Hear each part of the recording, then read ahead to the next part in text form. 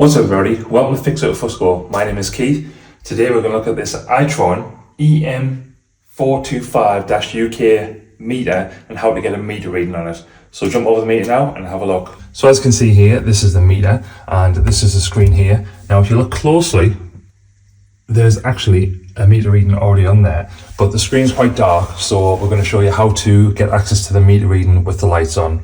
So you've got scroll up and scroll down buttons. So you press scroll up, and that comes up there with the meter reading, and it's got rate 1.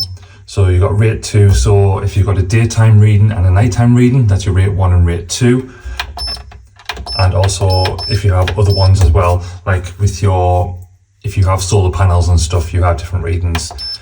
And then obviously you go through, you've got your standing charge, your date, your time, and then back there that's the total imp ACT, which is your meter reading that you need to give to your electricity supplier. Hopefully that helped. If it did, please let me know in the comments below, and until next time, see ya.